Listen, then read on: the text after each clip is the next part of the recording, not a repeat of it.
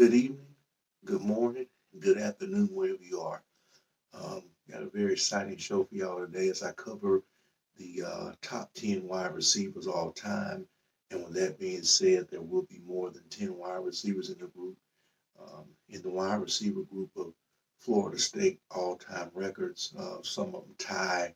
Some of the guys' kind of stats are all over the place. So I picked the best guys to fill in the positions. So it's going to be more than 15, more than 10 guys. Um, the one interesting thing about Florida State, and I don't really follow too many pro teams or other schools, is that Florida State's SI department does a good job. Good job. The sports information department of being retroactive and proactive as far as statistics go. So every time a running back rushes over 100 yards or you record a sack, interception, have a 300-yard game, kickoff return, punt return for a touchdown, or field goals being made, it's automatically recorded and put it in the record book. Our record book starts at 100-yard games for receivers and running backs, and it starts at 300 yards for quarterbacks. Like I say earlier in the quarterback video about the statistics and stats, so I took a look at the numbers. And in this wide receiver group, it's not just statistics alone. It's kind of what they did, their value to the team, and the era and time which they played in and the importance. And I do weigh national championships and undefeated seasons very, very heavily. So we have a few wide receivers in the group that didn't make it, and I'm going to give them a shout out first before I do this video. I would just like to say to the boosters, administration, and alumni, please do not destroy Doak Campbell Stadium. I like it the way it is. Obviously, I wish you raised the north end zone up, close the bowl in, go at least 90 or 100,000. But other than that, we're not going to make a living off playing Wake Forest and Duke at home, and we need to stop just trying to force feed season ticket holders and fans, Clemson, Miami, and Florida, and let's start getting back into these big home and home series. And I can't wait till Alabama comes to Doak. Obviously, we're traveling for LSU to New Orleans and Orlando, so we don't really get to enjoy that at Doak Campbell. It would have been a perfect atmosphere to see us play against LSU at Tiger Stadium at night and crush them. Other than that, I'm not going to keep you waiting too long. Some of the guys that did not make the cut that were close: Terry Allen, Ron Dugans, Alden Tate, and one of my favorite players is Lavernius Coles. So I'm going to give you number 10, and I have four guys at number 10. Caponzo Thorpe comes in at number 10, and in 2002 he had a single season touchdown receptions of 11, and that ranks him number 8. Barry Smith is tied for 10th, and he had a career receiving yardage that ranked him number 7 all time with 2,392. That's Barry Smith. One of my other favorite players that doesn't get talked about a lot is Talman Gardner, and he had 11 touchdown catches, and that ties him for 8th all time in a single season, and he is number 11 in career touchdowns with 19. Now, the last number 10 would be Jesse Hester, and his career touchdowns rank him 8th with 21. We move on to number 9, Travis Rudolph. Had a very productive career for Florida State. Wish he would have came back for his senior year, but he ranks number 8 all time in career receiving yards with 2,311. The other number 9, Greg Carr, he is number 2 all time in career touchdowns with 29. Greg Carr was definitely a threat in the red zone. Big time player. It really surprised me he didn't get drafted and go on to the NFL. Moving on up, Lawrence Dalsey, a tremendous player, really kind of one of the guys that got the fast break offense going in the late 80s, sorry. I liked him as a player, liked him as a coach early on, but the receivers started to slip towards the end. So he's out, moved on. He's coaching. I forget what he's coaching now. But Lawrence Dalsey is number 11 in career yardage with 2,129. And we move on to another number 8 I have, which is Andre Cooper, who is number 1 in the regular season with 15 touchdowns in one season. Pretty tremendous.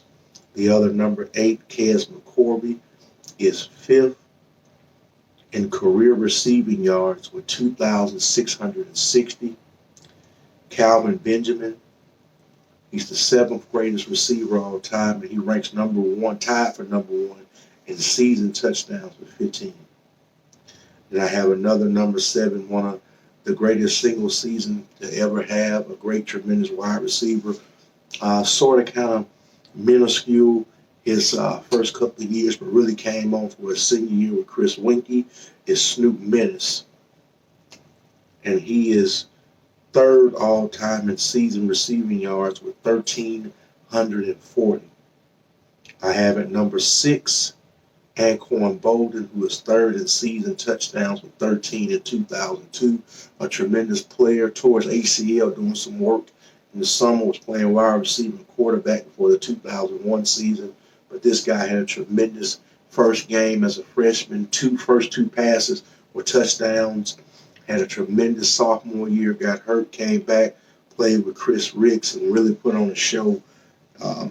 His red shirt junior year or senior year, and ended up going pro.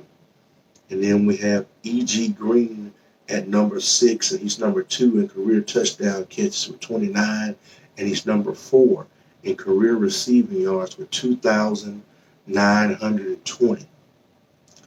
Now, that was number 5. Let's get to number 4. Obviously, the only reason why he's not ranked higher because they didn't capture a national championship, but I ranked Fred Politnikov, and you have to rank him in the top 5 because obviously the best wide receiver in college football award named after him, and his jersey is retired. And he has one of the longest interception return for a touchdown. But I have Fred Politnikov ranked 4th with 11 touchdowns in a season in 1964. And that ranks him number 8 for single season all time. Another man that has his jersey retired, one of the greatest wide receivers in Florida State history, number 3. And the only reason why I had number 3, because the other 2 have undefeated season in the national championship, and that would be Ron Sellers.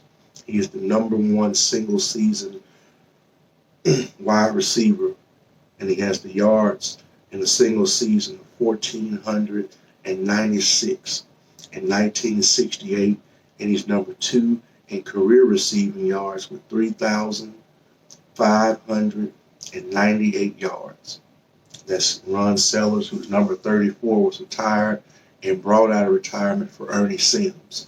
So he is a tremendous wide receiver along with Fred Politnikov. Now, splitting between 1 and 2, I think most people probably say maybe this guy is number 1, but I took him as the number 2 wide receiver, and I'm going to break that down for you in just a minute. But coming in at number 2 is Rashard Greene, and he is number 2 in career touchdown catches with 29. He's number 2 in season yards with 1,365. Number 1 in career receiving yards with 3,830. A tremendous productive wide receiver all 4 years of his career. Made some big catches in big games. Really kind of was a player that played, and he had that big moment against Virginia Tech in 2012, I think on a Thursday night. And he got it going from there with catches like that, big catches against Clemson. Had a tremendous catch and run in a national championship game against Auburn, and just an all-around tremendous players. Rashard Greene had him ranked number 2. No surprise who is number 1, the absolute truth, the GOAT, the chosen one, Peter Warrick. This is a guy that I really, really liked, and so much so that I wore the same number as him in high school and modeled my game after him, just probably a whole second slower in the 40 than him, being the best time I ever got actually on grass on the practice field in Tallahassee was a 4.71 or 4.71 and a 4.69. So kind of modeled myself after him a lot. But he's number one in career touchdown catches with 32. He's not tied. A couple of these guys are tied, but he is not tied. He sits alone at 32 touchdown catches all time, and he's number 5 in season touchdown catches with 12 in 1998.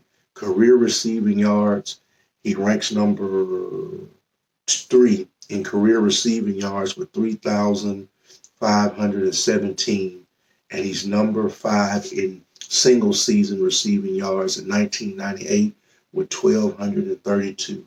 One of the greatest players to ever play at Florida State. On the best team, he was the best player, the best weapon. Peter Ward was absolutely a game changer.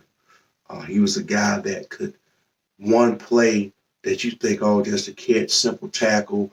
He would break tackles, be able to run by guys, run through guys, run over guys, go over top of them, out jump them.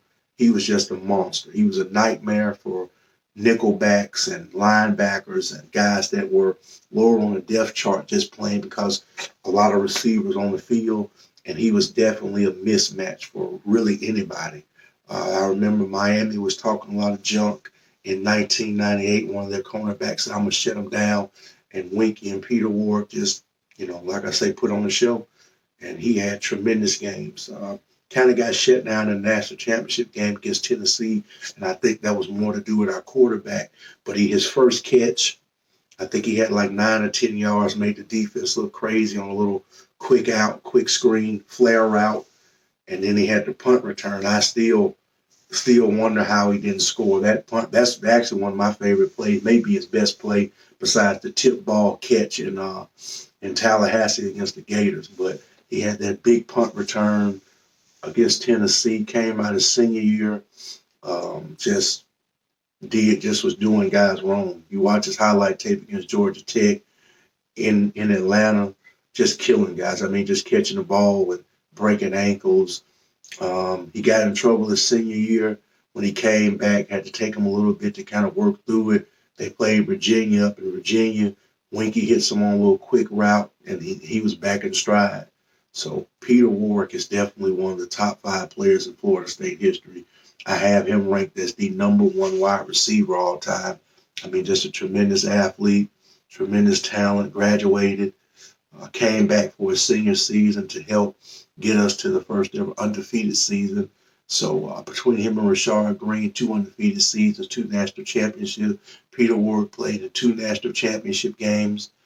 And if you count 96 and 97, 3 national championship games. His freshman year, we played against Florida in the Sugar Bowl. And then his sophomore year, we went into the Swamp, ranked number 1, lost to the Gators, but they made up for it. His junior year in Tallahassee, Chris Ricks got hurt, and he was able to do his job and just take the advantage, and he can definitely throw. Hit Ron Dugas on a touchdown, help us beat the Gators.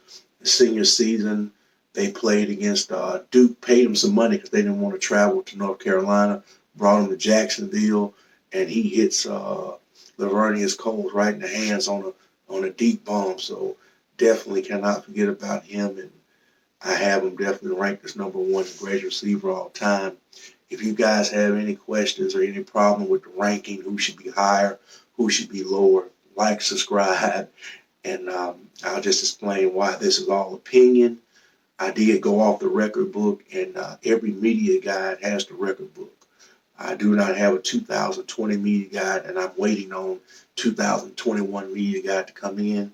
But right now, I'm going off the 2019 media guide. So, again, like I say, this is my opinion. I hope y'all have a good day. This is Sunday night, so I hope everybody's going to work. Have a good, tremendous week. Go Noles. Y'all be safe.